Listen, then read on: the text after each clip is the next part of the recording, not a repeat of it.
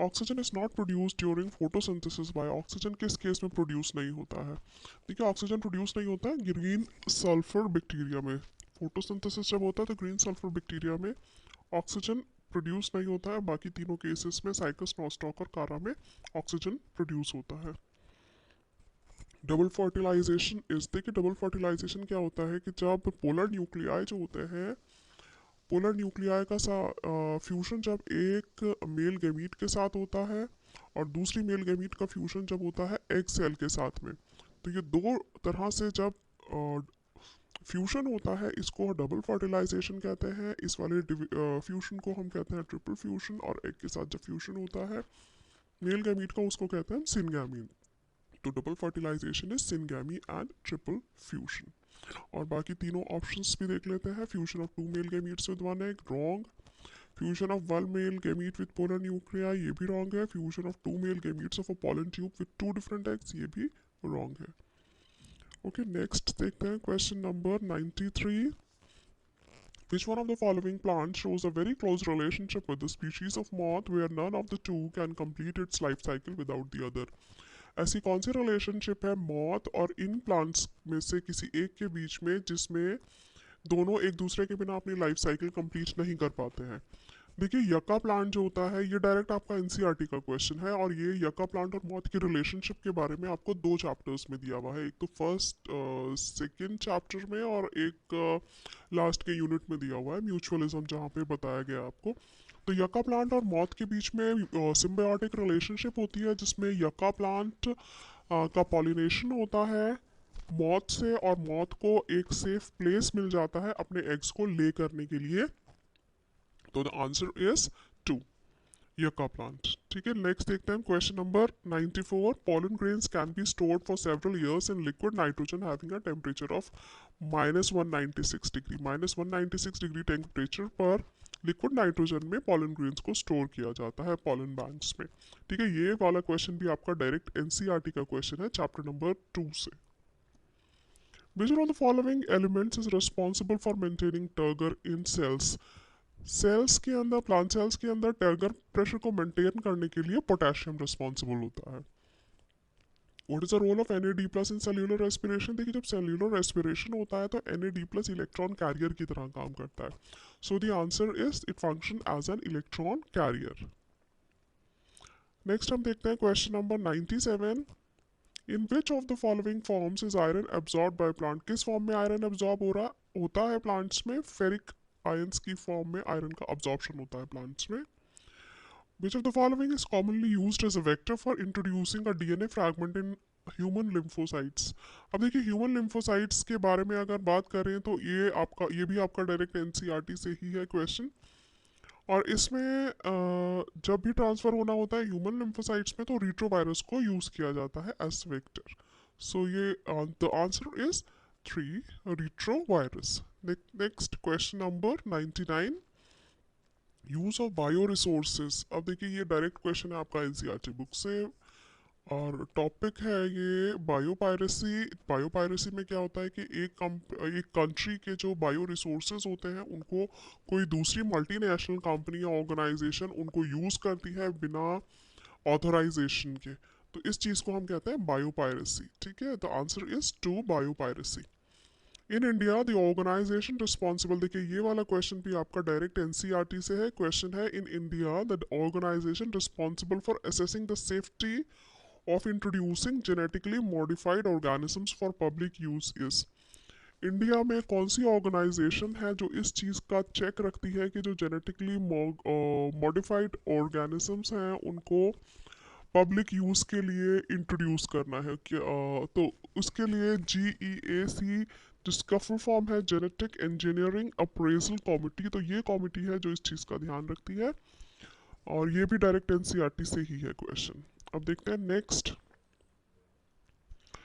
Question number 101। The correct order of steps in polymerase chain reaction is. अब देखिए polymerase chain reaction जब होता है तो उसमें सबसे पहला स्टेप जो होता है वो होता है कि जो डबल स्ट्रैंडेड डीएनए है उस डबल स्ट्रैंडेड डीएनए के बॉन्ड्स ब्रेक करके, हाइड्रोजन बॉन्ड्स को ब्रेक करके उसको दो अलग अलग स्ट्रैंड्स में सेपरेट किया जाता है, और फिर उन पर प्राइमर ऐड किया जाता है, और प्राइमर ऐड करने के बाद फिर एक्सटेंशन होता है, या हम कह सकते हैं फिर डीएनए की सिंथेसिस होती है। तो सबसे पहला स्टेप जब दोनों स्ट्रैंड्स को सेपरेट किया उसको कहते हैं denaturation.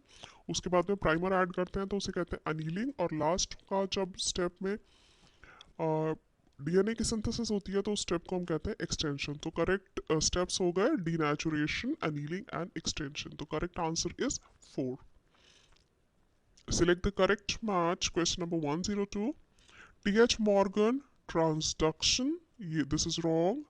F2 into recessive parent dihybrid cross. This is also wrong क्योंकि F2 का जब क्रॉस कराते हैं रिसेसिव पेरेंट के साथ तो उसको टेस्ट क्रॉस कहते हैं, ना कि डाइहाइब्रिड क्रॉस। राइबोजाइम, यहाँ ribozyme, this is correct, it is a nucleic acid, it is made up of RNA, it is a nucleic acid. G Mendel transformation, this is wrong. So the correct answer is 3. Now let's see question number 103. A new variety of rice was, this is again very easy question and from direct NCERT. A new variety of rice was patented by a foreign company, though such varieties have been present in India for a long time. देखिए basmati rice की जो variety है उसको foreign company ने patent कराया है, जबकि ये वैरायटी इंडिया में बहुत सालों से पाई जाती है। ठीक है, बहुत लंबे समय से पाई जाती है। So the answer is 4। Question number 104, which of the following pairs is wrongly matched? इनमें से कौन सा पेयर रॉन्गली मैच है? देखिए एक्सो टाइप ऑफ एक्स डिटर्मिनेशन, ये ग्रास ऑपर में होता है, this is correct. ABO blood grouping, codominance, this is also correct क्योंकि जब आई ए और आई बीज दोनों के दोनों साथ में प्रेजेंट होते हैं तो जो ब्लड ग्रुप होता है वो होता है ए बी। इसका मतलब ये है कि दोनों की दोनों एलील्स अपने आप को साथ में एक्सप्रेस कर रही है। So yes, this is the example of codominance. Starch synthesis in P multiple alleles, this is wrong. Starch का सिंथेसिस पी में जब होता है तो उसके लिए multiple alleles responsible, multiple alleles ये जेनेटिक फिनोमिनन नहीं होता है। TH Morgan linkage, this is correct. So the incorrect option here is 3 and the answer is 3. Now let's see the next question 105. Select the correct statement. Spliceosome takes part in translation. Spliceosome का role translation से पहले होता है जब splicing का process होता है, तो this statement is incorrect. Punnett square was developed by a British scientist, this is correct. Punnett square को ब्रिटिश साइंटिस्ट ने ही डेवलप किया था। Franklin Stahl coin the term linkage, this is incorrect क्योंकि लिंकेज जो टर्म है वो Morgan ने कॉइन किया था। And transduction was discovered by Altsman, the statement is also wrong क्योंकि ट्रांसडक्शन जो है वो डिस्कवर किया था Norton, Zinder and Joshua Lederberg ने। ठीक है, कहाँ पर? यूनिवर्सिटी ऑफ विस्कॉन्सिन में, मेडिसिन इन 1952। और किस चीज में डिस्कवर किया था इसको? साल्मोनेला में। So the correct answer here is answer number 2। Punnett square was developed by British scientist, this is the correct statement. और यहाँ पे मैंने आपको ये इन्फॉर्मेशन भी दे दी ट्रांसडक्शन के बारे में। Now let's see the next question 106. The experimental proof for semi-conservative replication of DNA was first shown is. देखिए semi conservative replication of DNA को पता लगाने के लिए एक्सपेरिमेंट किस पे किया गया था? बैक्टीरिया पे। सो the correct answer is 2। Next question 107. Which of the following flowers only once in its lifetime? Very easy question direct from NCERT. The answer is bamboo species. Bamboo के केस में सिर्फ life में एक बार ही flowering होती है। Offsets are produced by, देखिए offsets की help से क्या होता है? वेजिटेटिव प्रोपगेशन होता है प्लांट का। प्लांट एक जगह से दूसरी जगह पर स्प्रेड होता है, तो ये ऑफसेट जो है ये प्रोपगेशन के काम में आता है। इसके अंदर माइटोटिक डिविजन होती है, ना कि meiotic division. So the answer here is mitotic divisions. Now let's see the next question, question number 109. Select the correct match. Matthew Meselson and F Stahl Pisum sativum नहीं, इनका एक्सपेरिमेंट पाइसम सिस्टाइमम पर नहीं था। Alfred Hershey and Martha Chase, इनका experiment TMV पर नहीं था। Alec Jeffreys, sir Alec Jeffreys का आपको पता है कि इन्होंने, he is known as the father of DNA fingerprinting, तो ये ऑप्शन भी रॉन्ग है। Francois Jacob and Jacques Monod, lac operon, हाँ उन दोनों ने मिलकर लैक ऑपरॉन दिया था। So this the correct answer here is 4। Which of the following has proved helpful in preserving pollen as fossils. देखिए पॉलन ये भी डायरेक्ट आपका एनसीईआरटी क्वेश्चन है। इसमें आपको पॉलन का जो स्ट्रक्चर है वो आपको अच्छे से पता होना चाहिए। इसमें outer layer exine, inner layer intine, और आउटर लेयर जो होती है एक्साइन वो स्पोरोपोलिन की बनी हुई होती है जो हार्डेस्ट नोन सब्सटेंस है, और इसी वजह से ये फॉसिल्स के रूप में स्टोर हो जाता है, फॉसिल्स के रूप में ये प्रिजर्व हो जाता है। So the answer here is sporopollenin. Next question number 111, natality refers to. देखिए number of individuals leaving the habitat, जो इंडिविजुअल्स अगर एक हैबिटेट को छोड़कर जाते हैं तो उसको हम कहते हैं ई माइग्रेशन। ठीक है। बर्थ रेट के लिए जो टेक्निकल टर्म जो हम यूज करते हैं उसको हम कहते हैं नेटालिटी। डेथ रेट को के लिए हम टेक्निकल टर्म जो यूज करते हैं वो है मोर्टालिटी। और number of individuals entering a habitat, एक हैबिटेट में अगर बाहर से इंडिविजुअल्स आते हैं तो उसके लिए हम वर्ड यूज करते हैं immigration. So natality refers to birth rate. यहाँ पर करेक्ट आंसर है आपका 111। और ये भी आपका बहुत इजी है, एनसीईआरटी से ये क्वेश्चन, और इससे रिलेटेड एक इक्वेशन भी दी हुई है, वो भी बहुत इजी और बहुत इंपॉर्टेंट इक्वेशन है, जिसमें अगर हमें एट अ टाइम अगर किसी एरिया के नंबर ऑफ इंडिविजुअल्स को अगर फाइंड करना होता है तो उसमें बर्थ रेट और इमिग्रेंट्स को ऐड किया जाता है और ई माइग्रेंट्स और डेथ रेट को सब्ट्रैक्ट किया जाता है।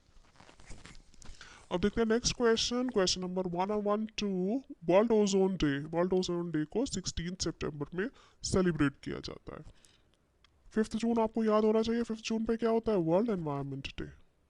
ठीक है। अब देखते हैं नेक्स्ट क्वेश्चन, क्वेश्चन नंबर 113, अच्छा the following is a secondary pollutant. Secondary pollutant का क्या मतलब होता है, जो एटमॉस्फेयर में ऑलरेडी पॉल्यूटेंट्स प्रेजेंट होते हैं वो आपस में रिएक्ट करके सेकेंडरी पॉल्यूटेंट बनाते हैं। ठीक है। और जो कि again which are very harmful, जो बहुत हार्मफुल होते हैं, और इनमें से ओजोन जो है SO2 CO2 CO carbon monoxide और ओजोन, इन तीनों में से ओजोन जो है वो एक सेकेंडरी पॉल्यूटेंट है। ठीक है। थोड़ी सी इंफॉर्मेशन और देख लेते हैं। Examples of secondary pollutant include ozone which is formed when hydrocarbon and nitrogen oxides combine in the presence of sunlight. जब सनलाइट की प्रेजेंस में हाइड्रोकार्बन और नाइट्रोजन ऑक्साइड्स कंबाइन करते हैं तब ओजोन का फॉर्मेशन होता है। और दूसरा एग्जाम्पल सेकेंडरी पॉल्यूटेंट का है NO2। एक एग्जाम्पल हमने देखा ओजोन, दूसरा है NO2। उसका फॉर्मेशन कब होता है, जब NO कंबाइन होता है ऑक्सीजन के साथ में एयर में। और एसिड रेन ये भी सेकेंडरी पॉल्यूटेंट है, जब उसका एसिड रेन का फॉर्मेशन कब होता है, जब सल्फर डाइऑक्साइड या फिर नाइट्रोजन ऑक्साइड रिएक्ट करते हैं वाटर के साथ में। ठीक है। अब देखते हैं question number 114, niche is the range of temperature that an organism needs to live. This is wrong.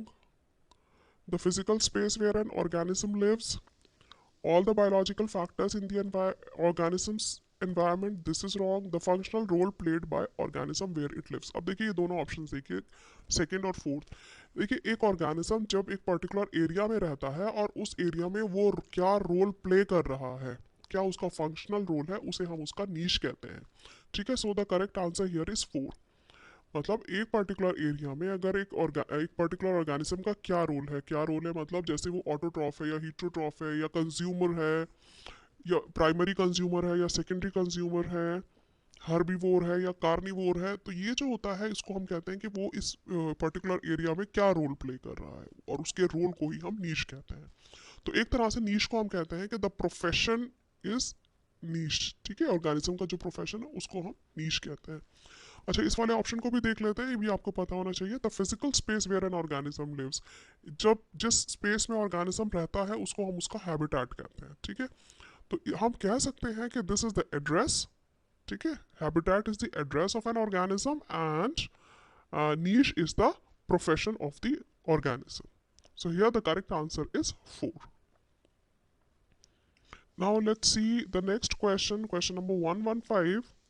What type of ecological pyramid would be obtained with the following data? अब देखिए जो डेटा है इससे हमें पिरामिड पहले हम form करके देख लेते हैं। एक चीज़ आपको ध्यान में रखनी है कि जब भी इस तरह का कोई डेटा आए और आपको पिरामिड आपको फॉर्म करना है तो हमेशा प्राइमरी प्रोड्यूसर को बेस पे रखिए, चाहे प्राइमरी प्रोड्यूसर कम हो या ज़्यादा हो, क्वांटिटी उसकी चाहे कम हो या ज़्यादा हो, लेकिन प्रोड्यूसर को हमेशा आपको बेस पे रखना है। ठीक है, ये प्रोड्यूसर हुआ, this is 10 gram, primary consumer is 60 ग्राम, तो कंज्यूमर आएगा प्रोड्यूसर के ऊपर, लेकिन उसकी क्वांटिटी ज़्यादा है, तो ये वाला जो स्टेप बनेगा पिरामिड में वो बड़ा बनेगा इसके कंपैरिजन में। फिर नेक्स्ट है सेकेंडरी कंज्यूमर, सेकेंडरी कंज्यूमर है 120 ग्राम, तो ये वाला नेक्स्ट स्टेप जो है जो कि प्राइमरी कंज्यूमर के ऊपर बनेगा, ये सेकेंडरी कंज्यूमर को दर्शाएगा, और ये 120 ग्राम है, तो ये स्टेप और ज़्यादा ब्रॉड बनेगा। तो ये है प्राइमरी प्रोड्यूसर, ये प्राइमरी कंज्यूमर, और ये सेकेंडरी कंज्यूमर। अब देखिए पिरामिड को देख के ही हमें पता चल रहा है कि ये इन्वर्टेड पिरामिड है। ठीक है, और किस तरह का पिरामिड है, ये है इन्वर्टेड पिरामिड ऑफ बायोमास। ठीक है, अपराइट पिरामिड तो ये है ही नहीं। ठीक है, पिरामिड ऑफ एनर्जी भी नहीं है, और एक चीज़ और याद रखनी है कि पिरामिड ऑफ एनर्जी हमेशा अपराइट ही होता है, और अपराइट पिरामिड ऑफ बायोमास भी नहीं है ये, क्योंकि ये पिरामिड अपराइट नहीं है, ये इन्वर्टेड है। तो this is the inverted pyramid of biomass, so 3 is the correct answer. अब देखते हैं, इन stratosphere which of the following elements acts as a catalyst in degradation of ozone and release of molecular oxygen? देखिए atmosphere में जो ozone होती है उसके साथ आपको पता है CFC कंबाइन करती है, आप 10th क्लास से पढ़ते आ रहे हैं, क्लोरोफ्लोरोकार्बन जो एसीज और रेफ्रिजरेटर्स से प्रोड्यूस होती है, वो ओजोन से कंबाइन करके उसको रिएक्ट करती है, उसके साथ रिएक्ट करती है और उसको ओजोन को डिप्लीट कर देती है। तो यहाँ पर CFC के अंदर क्या प्रेजेंट होता है, क्लोरीन प्रेजेंट होता है, तो here the correct answer is 2। तो स्ट्रेटोस्फीयर में जो एलिमेंट एक्ट करता है कैटलिस्ट की तरह in the degradation of ozone and releases molecular oxygen, the answer is chlorine. Next देखते हैं question number 117, the two functional groups characteristics of sugar, sugar के अंदर जो दो फंक्शनल ग्रुप्स होते हैं वो होते हैं carbonyl and hydroxyl, the correct answer is 4। Next question 118, which among the following is not a prokaryote? देखिए नोस्टॉक इज अ प्रोकैरियोट, और उसका क्लासिफिकेशन देखिए, बैक्टीरिया साइनोबैक्टीरिया के अंडर आता है नोस्टॉक। ऑसिलेटोरिया जो है वो भी एक प्रोकैरियोट है, क्योंकि वो भी साइनोबैक्टीरिया के अंडर आता है, इसका भी क्लासिफिकेशन यहाँ पर आपको दिखाया गया है। उसके बाद माइकोबैक्टीरियम तो है ही एक प्रोकैरियोट, लेकिन सैक्रोमाइसिस जो है वो प्रोकैरियोट नहीं है। ठीक है, saccharomyces not a prokaryote, it is yeast and yeast is fungi, so the correct answer here is 3। Now let's see the next question. Question number 119. The Golgi complex participates in, Golgi complex किस चीज़ में participate करता है? देखिए जब किसी molecules का substances का packaging में और सिक्रीटरी वेसिकल्स फॉर्म करने में हेल्प करता है गोल्गी कॉम्प्लेक्स। तो correct answer is formation of secretory vesicles. Respiration में हेल्प नहीं करता है ये, फैटी एसिड के ब्रेकडाउन में हेल्प नहीं करता है, और एक्टिवेशन ऑफ अमीनो एसिड में भी हेल्प नहीं करता है। So the correct answer is 2। Which of the following is not a product of light reaction of photosynthesis? देखिए जब फोटोसिंथेसिस का लाइट रिएक्शन होता है तो उसमें NADPH का फॉर्मेशन होता है और ATP का फॉर्मेशन होता है, और फिर उसके बाद वाटर की स्प्लिटिंग होती है, और वाटर की स्प्लिटिंग जब होती है तो ऑक्सीजन रिलीज होता है, और ऑक्सीजन भी यहाँ पर ऑप्शन में आपको दिख रहा है।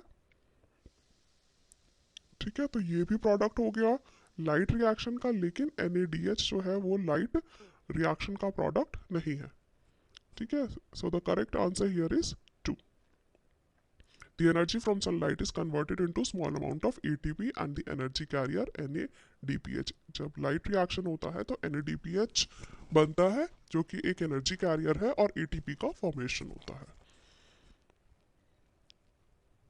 Next question, question number 121, which of the following is true for nucleolus? Nucleolus में क्या होता है? It takes part in spindle formation, नहीं स्पिंडल फॉर्मेशन में रोल नहीं है। मेम्ब्रेन बाउंड स्ट्रक्चर भी नहीं है ये। Large nucleoli are present in dividing cell, this is also incorrect. It is a site for active ribosomal synthesis, this is the correct option. ये site होती है एक्टिव राइबोसोमल RNA सिंथेसिस की, यहाँ पर राइबोसोमल RNA का synthesis होता है। So the correct answer here is option number 4. Now let's see the next question. Stomatal movement is not affected by, stomata की जो मूवमेंट है किस चीज़ से अफेक्ट नहीं होती है? देखिए, लाइट से अफेक्टेड होती है, टेम्परेचर से अफेक्टेड होती है, और ये कार्बन डाइऑक्साइड के कॉन्सेंट्रेशन से भी अफेक्ट होती है स्टोमेटा की मूवमेंट, मतलब स्टोमेटा का ओपनिंग और क्लोजिंग। लेकिन ऑक्सीजन कॉन्सेंट्रेशन से ये अफेक्ट नहीं होती, सो the correct answer here is 1, oxygen concentration. Next question 1, 2, 3. The stage during which separation of the paired homologous chromosomes begins is, इसमें आपको 4 ऑप्शंस दी हुई हैं, डाइकाइनेसिस, डिप्लोटीन, पेकाइटीन और जाइगोटीन। सबसे पहले ये जो मियोसिस 1 की जो फर्स्ट स्टेज है, प्रोफेस 1 की ये 5 सब स्टेजेस होती है जो आपको बिल्कुल अच्छे से याद होनी चाहिए। L, Z, P, D, D. और ये L, Z, P, D, D क्या होती है? लेप्टोटीन, जाइगोटीन, पेकाइटीन, डिप्लोटीन और डाइकाइनेसिस। लेप्टोटीन स्टेज में क्रोमोसोम्स कंडेंस हो जाते हैं, जाइगोटीन में साइनेप्सिस होता है, ठीक है, साइनेप्सिस और क्रॉसिंग ओवर, फिर उसके बाद में एक काइस्मेटा फॉर्मेशन होता है आगे, और डिप्लोटीन स्टेज में आकर जो क्रोमोसोम्स हैं वो सेपरेट होना स्टार्ट हो जाते हैं, और डाइकाइनेसिस तक आते आते वो एक दूसरे से बिल्कुल सेपरेट हो चुके होते हैं। So the correct answer here is diplotene. तो the stage during which separation begins, ठीक है, separation of paired homologous chromosome कहाँ पे बिगिन होता है? It's begins in the diplotene stage. So the correct answer is 2।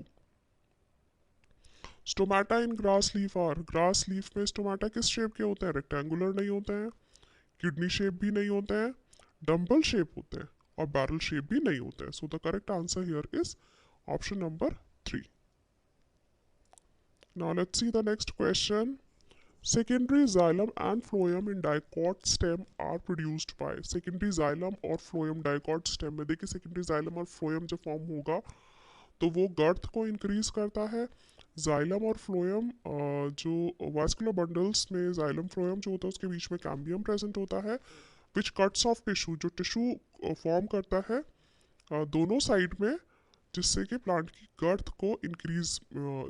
Increase हो। सो the answer here is vascular cambium. तो secondary xylem and phloem का formation vascular cambium के द्वारा होता है।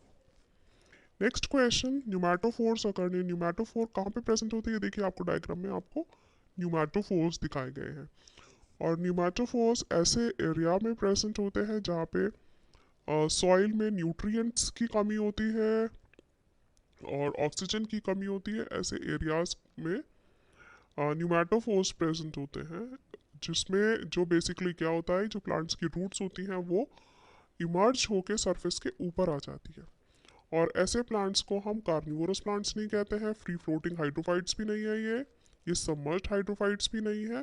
The answer here is halophytes.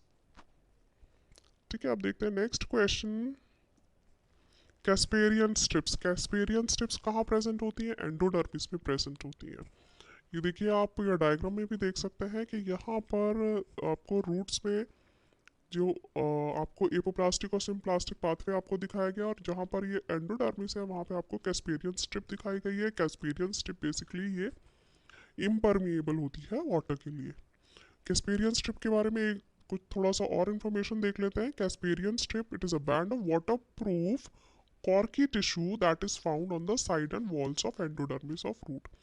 ये वाटर प्रूफ मटीरियल की बनी हुई होती है, और एंडोडर्मिस जो होती है रूट्स की, वहाँ पर ये प्रेजेंट होती है, उसकी वॉल्स में प्रेजेंट होती है, और ये स्ट्रिप प्रिवेंट करती है वाटर को, जिससे कि वो पेरिसाइकिल में एंटर ना करे, और तो फिर वाटर साइटोप्लाज्म के थ्रू एंटर करता है। ठीक है, अब देखते हैं नेक्स्ट क्वेश्चन। तो आंसर यहाँ पे क्या हुआ? Answer number 4। नेक्स्ट क्वेश्चन हम देखते हैं, प्लांट्स हैविंग लिटिल और नो सेकेंडरी ग्रोथ। देखिए, कॉनिफर्स में भी सेकेंडरी ग्रोथ होती है, डेसिडुअस एंजियोस्पर्म्स में भी, साइकैड्स में भी, लेकिन ग्रासेस में सेकेंडरी ग्रोथ नहीं होती है। या हम कह सकते हैं कि ग्रासेस में जो गर्थ होती है, प्लांट की मोटाई जो होती है वो इंक्रीज नहीं होती है। So answer here is option number 3, grasses. Next, sweet potato is a modified. Sweet potato क्या है? टैप रूट नहीं है। स्वीट पोटैटो किसे कहते हैं? शकरकंद को। ठीक है, इस तरह का उसका स्ट्रक्चर होता है, और इसमें यहाँ छोटी छोटी सी रूट्स यहाँ पे निकली हुई होती है। Okay, it is not a taproot, it is not a stem, it is not a rhizome, it is a root. कौन सी टाइप की adventitious root? Answer here is option number 2. Next हम देखते हैं which of the following statement is correct. इनमें से कौन सा स्टेटमेंट करेक्ट है? Horsetails are gymnosperms? No, they are pteridophytes. Selaginella is heterosporous while Sylvinia is homosporous. This is also wrong. Ovules are not enclosed by ovary in gymnosperm. This statement is correct. यहाँ पे जो gymnosperms होते हैं वो उनके जो ovules होते हैं वो ओवरी के अंदर प्रेजेंट नहीं होते या ओवरी की वॉल से enclosed नहीं होते हैं. Stems are usually branched in both cycles and centers. This is also wrong. So here the correct answer is option number 3. Okay, next question देखते हैं हम 131. Pseudopodia locomotory and feeding structure is sporozoans. इसमें से आपको incorrect statement separate करना है. This is the incorrect statement. यहाँ पे सीडोपोडिया जो है वो लोकोमोटरी और फीडिंग स्ट्रक्चर स्पोरोजोन्स में नहीं होते हैं. Mushrooms belong to Basidiomycetes. This is the correct option. Cell wall is present in members of fungi and plant. This is also correct. Mitochondria are the powerhouse of the cells in all kingdoms except Monera. ये भी correct है. ये powerhouse होता है mitochondria except Monera. So यहाँ पे जो incorrect statement है वो है option number 1. Pseudopodia are locomotory and feeding structures in sporozoans. Next हम देखते हैं after karyogamy followed by meiosis spores are produced exogenously. देखिए स्पोर्स एक्सोजीनियसली किस केस में प्रोड्यूस होता है? एगैरिकस के केस में. So here the correct answer is 1.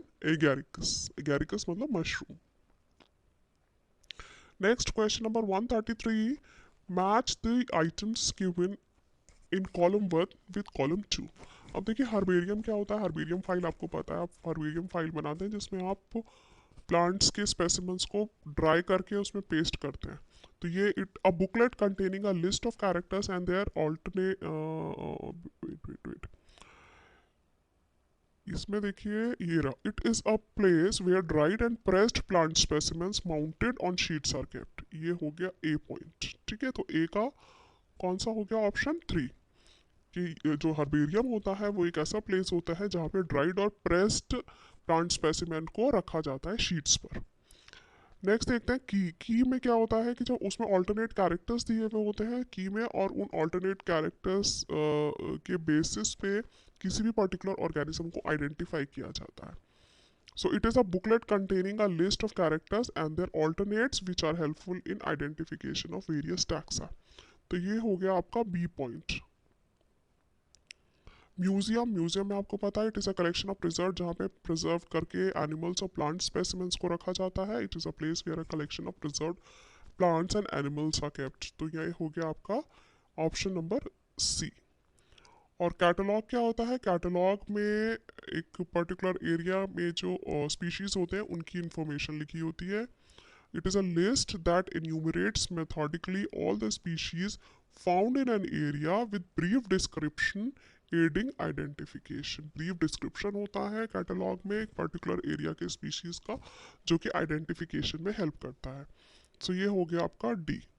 सो ए के साथ जा रहा है 3. A3, B4, C1 and D2. ठीक है, अब इसमें देखिए ऑप्शंस में A3, B4, C1, D2 ये वाला आपका करेक्ट ऑप्शन है. Option number 4. ठीक है, नेक्स्ट को देखते हैं हम question number 134. Winged pollen grain. देखिए विंग पॉलन ग्रेन्स पाइनस के केस में प्रेजेंट होते हैं. बैंगो में भी नहीं होता है, साइकस में भी नहीं है और मस्टर्ड में नहीं है. तो विंग पॉलन ग्रेन होते हैं पाइनस के केस में. ये आप देख सकते हैं diagram wing pollen grain of Pinus का. नेक्स्ट हम देखते हैं question which one is wrongly matched.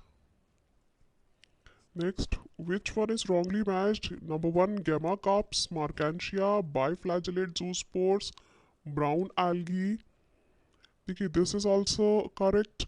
Gamma cups are present in marcantia, biflagellate zoospores होते हैं brown algae में. Unicellular organism chlorella, लेकिन uniflagellate gametes present नहीं होते हैं polysyphonia में. So the correct answer here is option number 3. Now let's see the next question. Which one of the following options correctly represent the lung conditions in asthma and emphysema. देखिए asthma के case में जो bronchioles और bronchi होते हैं उनमें inflammation हो जाता है,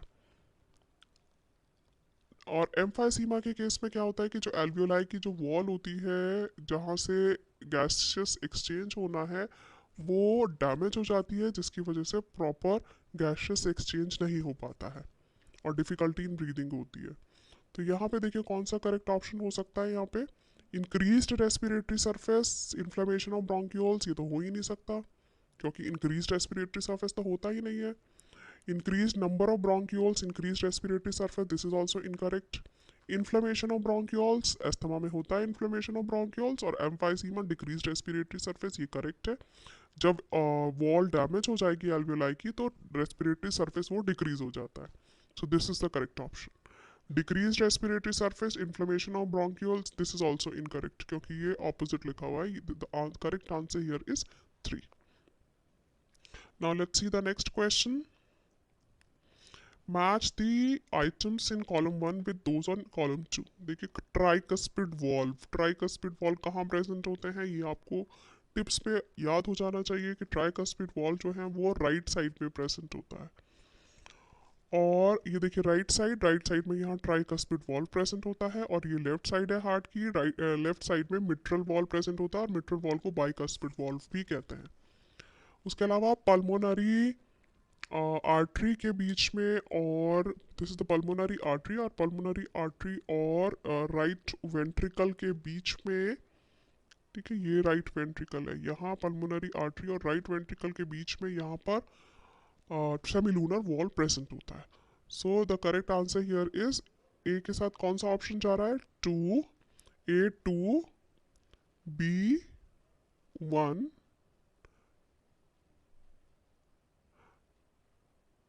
नो ए के साथ जा रहा है 3, A3, B1, C2, A3, B1 and C2. So the correct answer here is 3. एक बार फिर से देख लेते हैं। Tricuspid wall between right atrium and right ventricle, bicuspid wall between left atrium and left ventricle, and semilunar wall between right ventricle and pulmonary artery. So the correct answer is 3, 1, 2. Next हम देखते हैं match the items given in column 1 with those in column 2. सबसे पहले tidal volume. Tidal volume क्या होती है, सबसे पहले सारी वॉल्यूम्स को एक बार हम रिवाइज कर लेते हैं। ये देखिए टाइडल वॉल्यूम क्या होती है, वॉल्यूम ऑफ एयर इंस्पायर्ड और expired during normal respiration. Normal respiration में जो एयर हम इंस्पायर या एक्सपायर करते हैं उसे टाइडल वॉल्यूम कहते हैं, और ये 500 ml होती है। इंस्पिरेटरी रिजर्व वॉल्यूम क्या होती है, जो हम इंस्पायर करने के बाद, फोर्सिबली इंस्पायर करने के बाद जो एडिशनल वॉल्यूम ऑफ एयर हम इनहेल कर सकते हैं उसको हम कहते हैं इंस्पिरेटरी रिजर्व वॉल्यूम, और ये होती है 2500 ml से लेकर 3000 ml तक। एक्सपिरेटरी रिजर्व वॉल्यूम किसे कहते हैं कि जब पर्सन फोर्सिबली एक्सपायर करता है या एक्सेल करता है तो कितना एडिशनल वॉल्यूम ऑफ एयर वो एक्सेल कर सकता है, उसको हम कहते हैं एक्सपिरेटरी रिजर्व वॉल्यूम, जो कि होती है 1000 ml।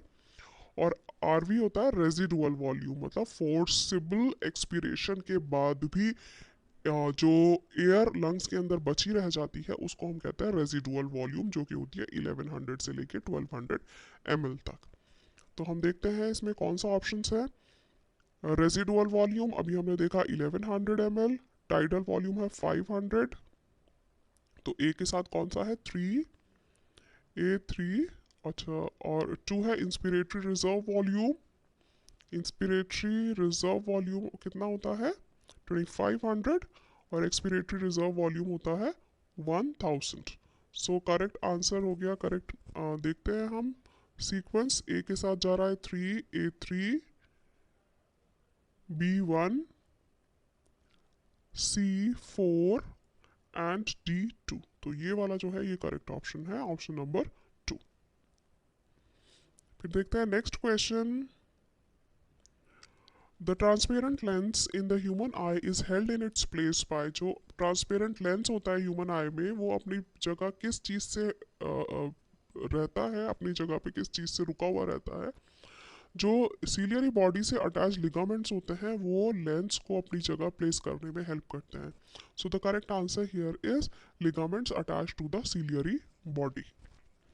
नेक्स्ट देखते हैं question number 140. Which of the following is an amino acid derived hormone. देखिए ये जो है किस हार्मोन का किस टाइप का नेचर है. क्या वो प्रोटीन हार्मोन है या पेप्टाइड हार्मोन है या स्टेरॉइड हार्मोन है. ये तो आपको इन्फॉर्मेशन बिल्कुल टिप्स पे याद होनी चाहिए. ये बहुत एक्सपेक्टेड क्वेश्चन होता है ये. देखिए एक बार हम देख लेते हैं ईस्ट्राडायोल और ईस्ट्रा ईस्ट्रायोल. ये यहाँ पे रॉन्ग लिखा हुआ है. यहाँ पे ईस्ट्राडायोल जो है वो अमीनो एसिड डेरिवेटिव नहीं है. एक डायसॉन भी नहीं है. एपिनेफ्रिन जो है वो है amino acid derivative.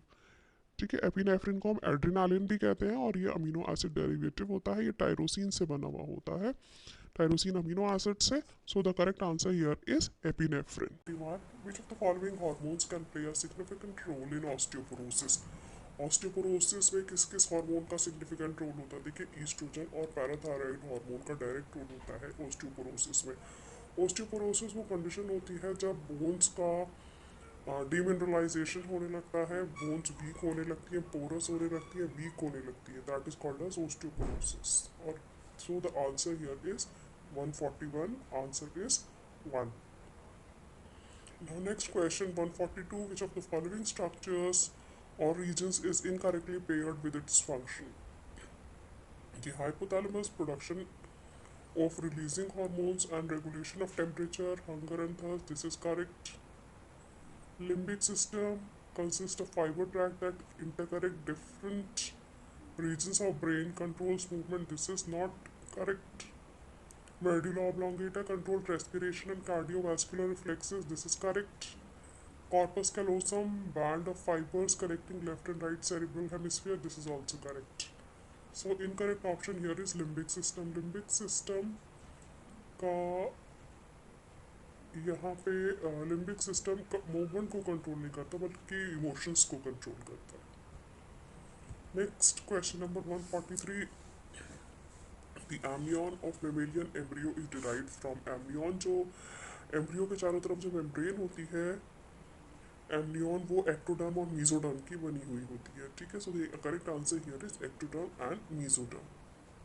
Hormone secreted by placenta. Placenta आपको पता है कि प्रेगनेंसी के दौरान जो एंडोक्राइन टिश्यू की तरह एक्ट करता है प्लेसेंटा, और ये मदर और एम्ब्रियो के बीच में कनेक्शन प्रोवाइड करता है और जिसके थ्रू न्यूट्रिशन का और वेस्ट सब्सटेंसेस का ट्रांसफ़र होता है. और इससे कौन कौन से हार्मोन्स सिक्रीट होते हैं. HCG, HPL human chorionic gonadotropin, HPL human placental lactogen, progestins or estrogen. So the correct answer here is 1.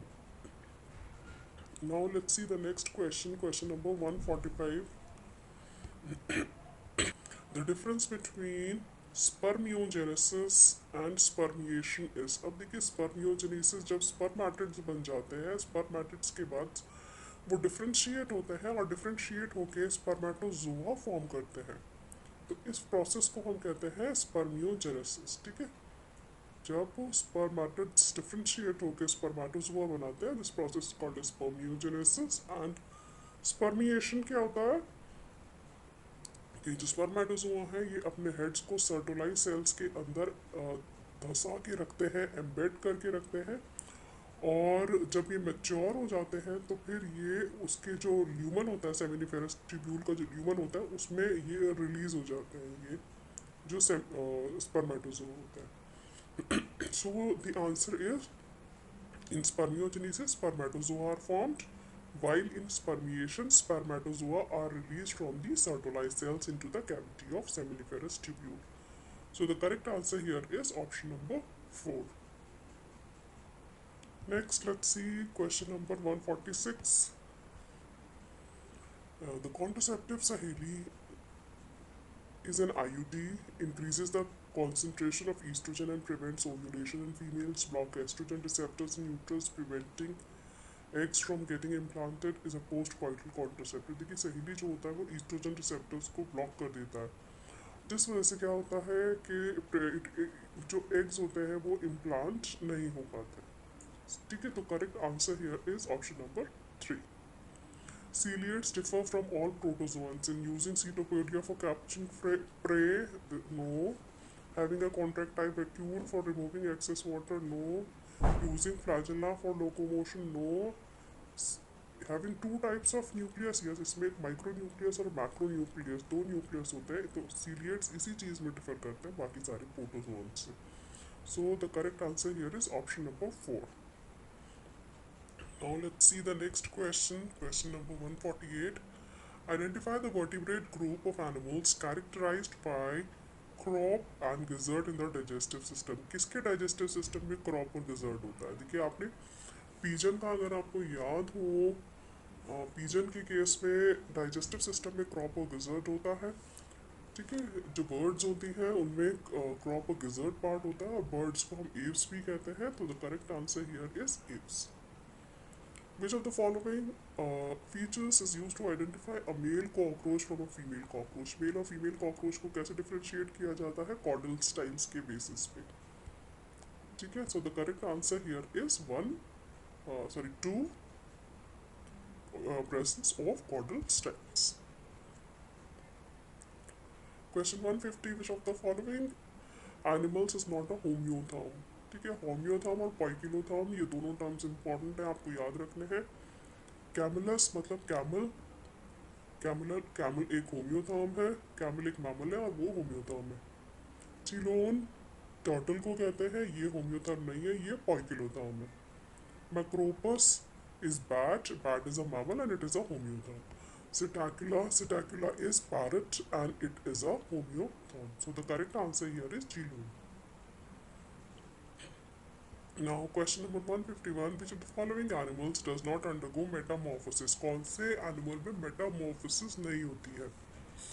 Metamorphosis का क्या मतलब होता है? जब एक एनिमल अपनी एक फॉर्म से दूसरी फॉर्म में चेंज हो जाता है. मॉथ में होती है मेटामॉर्फोसिस, ट्यूनिकेट्स में भी होती है, स्टारफिश में भी होती है, लेकिन अर्थवॉर्म में मेटामॉर्फोसिस नहीं होती है. So the correct answer here is option number 3. Which of the following organisms are known as chief producers in oceans? देखिए ओशंस के अंदर चीफ प्रोड्यूसर्स होते हैं डाई एटम्स. ठीक है, ओशंस में डाई एटम्स चीफ प्रोड्यूसर्स होते हैं. Next, question number 153. Which of the following population interactions is widely used in medical science for the production of antibiotics? Antibiotics के प्रोडक्शन के लिए एमन सैलिसम जो तरीका होता है वो यूज़ किया जाता है. एमन सैलिसम जो है वो दो ऑर्गेनिजम्स के बीच में ऐसी रिलेशनशिप है जिसमें एक को ना तो कोई नुकसान है ना कोई फ़ायदा है और दूसरे को इससे नुकसान पहुंचता है. ठीक है, तो this correct answer here is 4. Now next question number 154. All of the following are included in ex situ conservation except. देखिए एक होता है in situ conservation, एक होता है ex situ conservation. इन situ conservation का मतलब होता है कि जहाँ पे कोई ऑर्गेनिज्म रह रहा है उसके नेचुरल हैबिटेट में ही उसको प्रोटेक्ट करना, वो हो गया इन situ conservation. और ex situ conservation का मतलब होता है कि ऑर्गेनिज्म को उसको हैबिटेट से ले जाकर दूसरी जगह जब हम रखते हैं और वहाँ पे उसको कंजर्व करते हैं, उसको हम कहते हैं एक्स सीटू कंजर्वेशन. तो हमें बताना है इन चारों में से कौन सा x situ conservation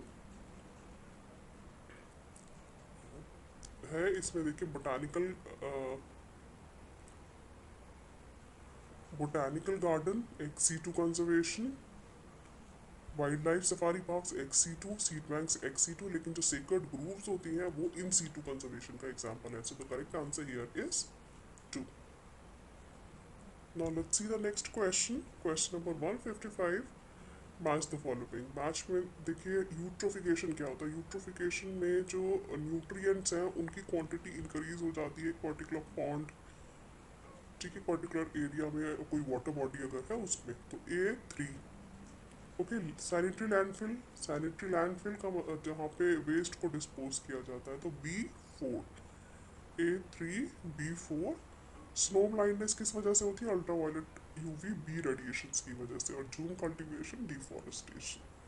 so the correct answer here is A3 B4 C1 and D2. Correct answer is 1. In a growing population of a country. देखिए इस वाले क्वेश्चन के लिए आप ग्राफ को याद कीजिए। आपने ग्राफ पढ़ा है जिसमें आपने पढ़ा है इस तरह से आपने 3 ग्राफ्स पढ़े थे।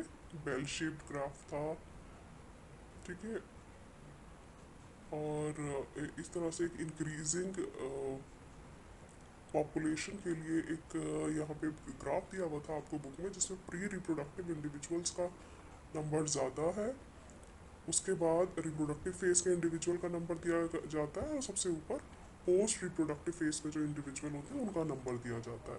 तो इस तरह का अगर ग्राफ आता है जिसमें प्री रिप्रोडक्टिव इंडिविजुअल ज़्यादा होते हैं in comparison to reproductive individuals, और पोस्ट रिप्रोडक्टिव इंडिविजुअल सबसे कम होते हैं, तो इस तरह का जो ग्राफ होता है वो होता है एक्सपेंडिंग पॉपुलेशन के लिए।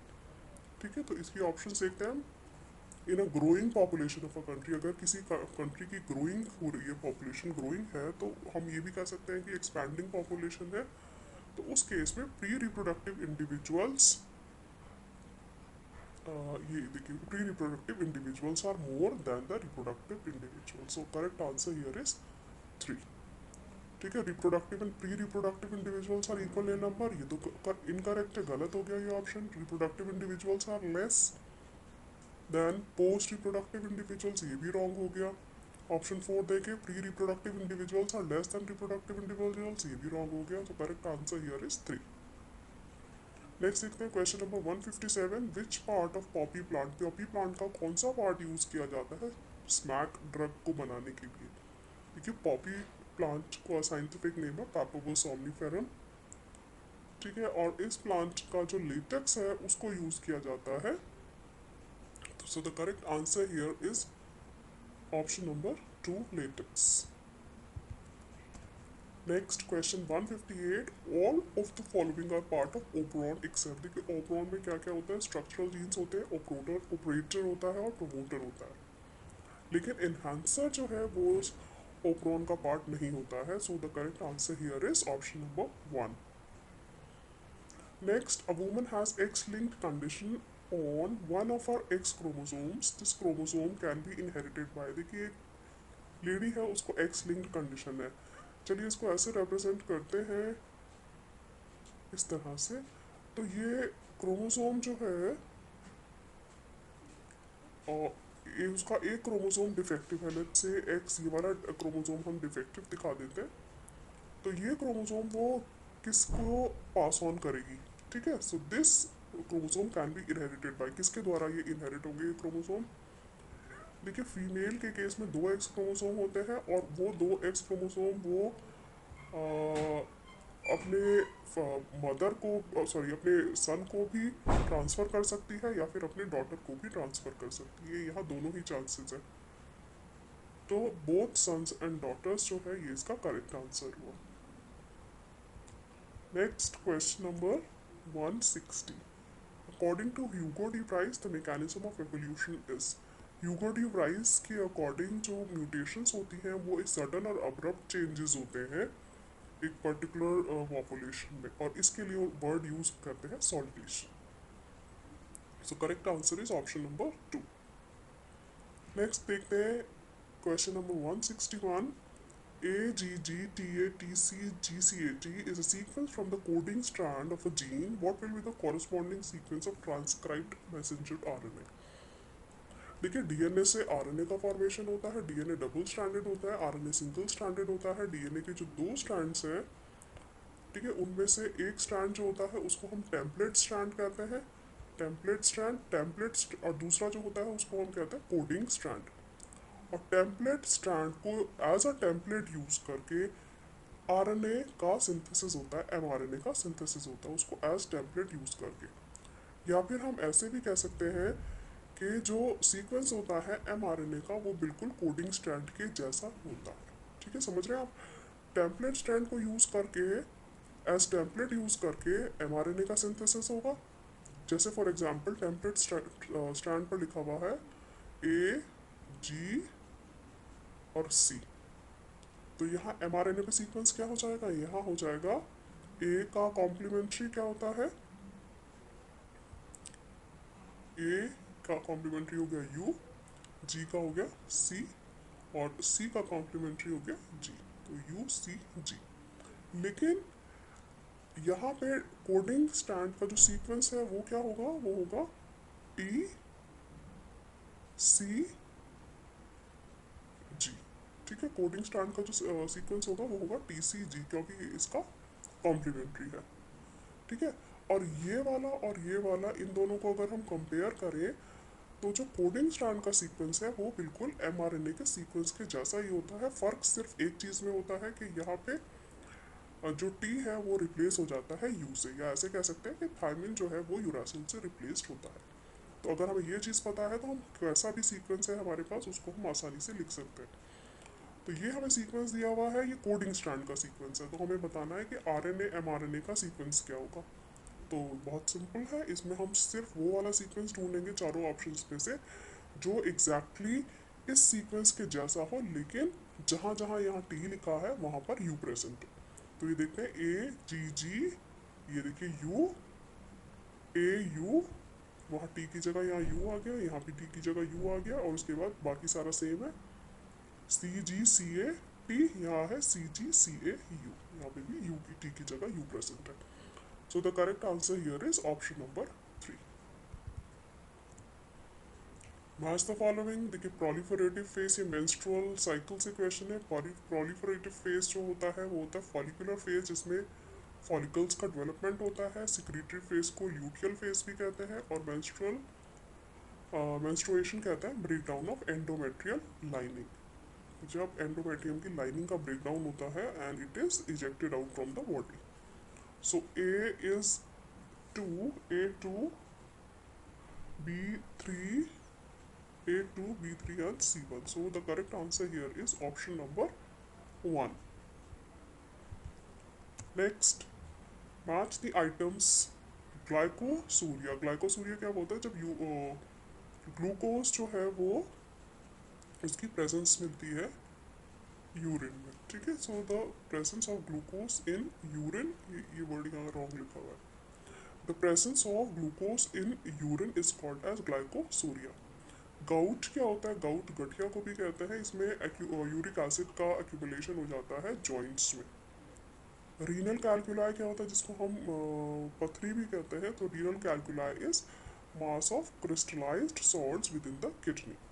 और ग्लोमेरुलर नेफ्राइटिस क्या होता है, ये नेफ्राइटिस वर्ड यहाँ पे आएगा, नेफ्राइटिस ग्लोमेरुलर नेफ्राइटिस क्या होता है, inflammation in glomeruli.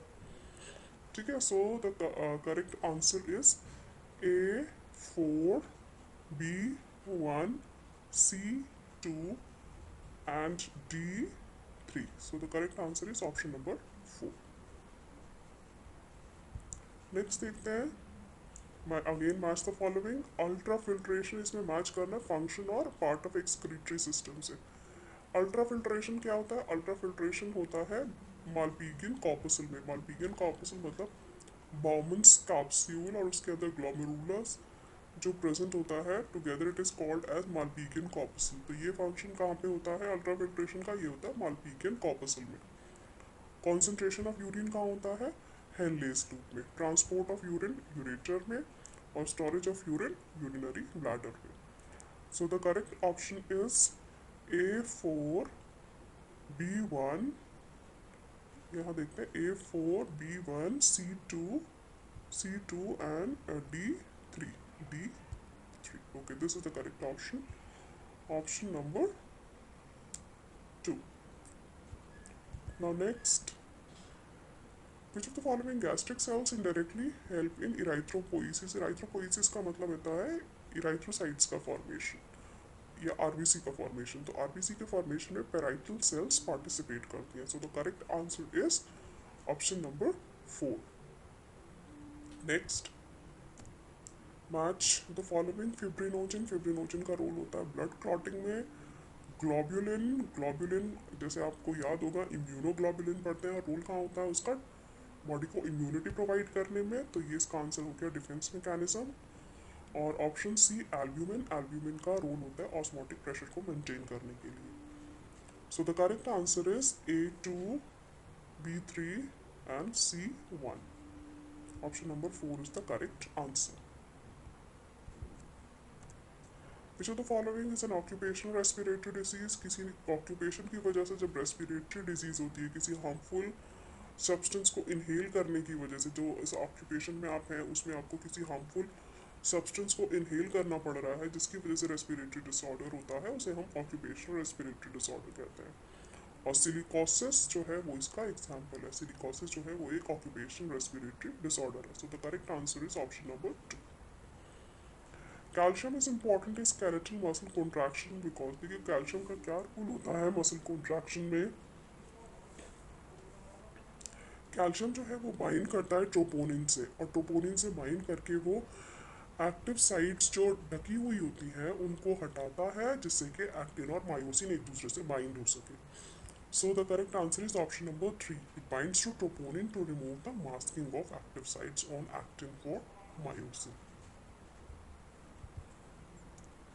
Nissl's bodies are mainly, Nissl body किस चीज़ की बनी हुई होती है? फ्री राइबोसोम्स और आरईआर की, रेस्ट रफ एंडोप्लाज्मिक रेटिकुलम की। So the correct answer here is option number 4।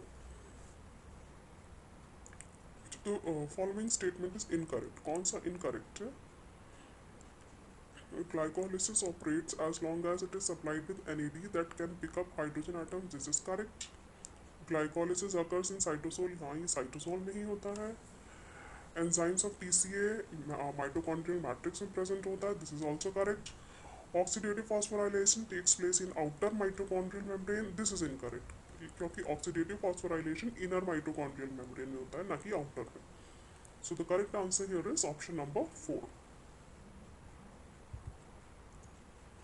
Select the correct incorrect match. Incorrect देखना है। सब मेटासेंट्रिक क्रोमोसोम जो होते हैं वो एल शेप्ड होते हैं, ये ठीक है। एलोसोम सेक्स क्रोमोसोम्स को कहते हैं, ये भी ठीक है। Lampbrush chromosome diplotene of bivalent chromosomes में देखने के लिए मिलता है, ये भी करेक्ट है। पॉलीटीन क्रोमोसोम जो है वो oocytes of amphibian chromosome, this is incorrect, क्योंकि पॉलीटीन जो क्रोमोसोम्स हैं वो सलाइवरी ग्लैंड्स में देखने के लिए मिलता है। So the correct answer here is option number 4। Which of the following terms describe human dentition, human के जो टीथ हैं वो किस तरह से होते हैं? वो ह्यूमन के टीथ होते हैं थीकोडॉन्ट, क्योंकि वो थीका में कैविटी में प्रेजेंट होते हैं या सॉकेट में प्रेजेंट होते हैं। डाइफायोडॉन्ट होते हैं क्योंकि लाइफ में दो तरह के टीथ होते हैं, एक तो मिल्क टीथ और दूसरे परमानेंट टीथ। और तीसरा वर्ड जो हम यूज़ करेंगे ह्यूमन डेंटिशन को डिस्क्राइब करने के लिए वो है हीट्रोडॉन्ट। हीट्रोडॉन्ट का मतलब होता है कि हमारे जो टीथ हैं वो अलग अलग टाइप्स के होते हैं। इंसिसर्स भी होते हैं, कैनाइंस भी होते हैं, प्रीमोलर्स भी होते हैं और मोलर्स भी होते हैं। तो देखिए थीकोडॉन्ट, डाइफायोडॉन्ट और हीट्रोडॉन्ट, ये है option number 2। Next, which of the following events does not occur in RER? RER में देखिए रफ एंडोप्लाज्मिक रेटिकुलम में ये तीनों इवेंट्स होते हैं, cleavage of signal peptide, protein glycosylation और प्रोटीन फोल्डिंग। लेकिन फॉस्फोलिपिड सिंथेसिस का फॉस्फोलिपिड की सिंथेसिस नहीं होती है। So the correct answer here is option number 4। Many ribosomes may associate with a single mRNA to form multiple copies of polypeptide simultaneously. Such strings of ribosome, देखिए mRNA से attach ribosomes इस तरह से एक string के जैसा form करते हैं और इसको हम कहते हैं पॉलीराइबोसोम, और इसके लिए दूसरा वर्ड हम यूज करते हैं polysome. So the correct answer here is option number 3। Next, in which disease does mosquito transmitted pathogen cause chronic inflammation of lymphatic vessel? बहुत इजी क्वेश्चन है ये। क्रोनिक का मतलब होता है लंबे समय तक रहने वाला, तो लंबे समय तक इन्फ्लेमेशन हो जाता है जब लिम्फेटिक वेसल का। तो कौन सी डिजीज में होता है जो मॉस्किटो के द्वारा ट्रांसमिट पैथोजन से होती है? ऐसा होता है एलिफेंटियासिस में। So the correct option here is option number 3। Next, which of the following is not an autoimmune disease? Rheumatoid arthritis autoimmune disease है, psoriasis भी, vitiligo भी, तीनों autoimmune disease है except Alzheimer's disease. So correct answer here is option number 1. Next, among the following sets of example for divergent evolution, select the incorrect option. Brain of bad, divergent evolution का मतलब होता है कि जब एक particular area से अलग अलग एरिया में ऑर्गेनिज्म जाते हैं और उनका जो अडेप्टेशन है अलग अलग एरिया के अकॉर्डिंग हो जाता है, उनके जो स्ट्रक्चर्स में जो अडेप्टेशन वो अलग अलग एरिया के अकॉर्डिंग होता है। तो यहाँ पर जो होमोलोगस ऑर्गन्स हैं वो डाइवर्जेंट एवोल्यूशन को शो करते हैं। तो this is the example of divergent evolution. ये भी heart of bat man and चीता ये भी डाइवर्जेंट एवोल्यूशन को शो करते हैं। Four limbs of man bat and चीता ये भी डाइवर्जेंट एवोल्यूशन को शो करते हैं। लेकिन eye of octopus bat and man this is the incorrect options. So the answer here is option number 4.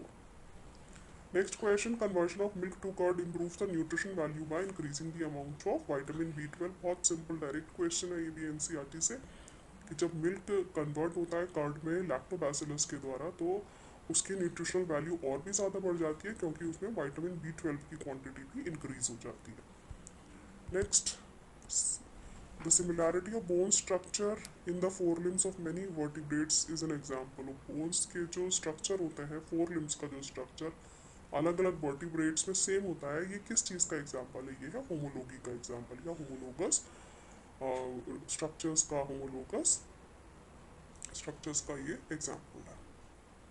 Answer number 3 is the correct option.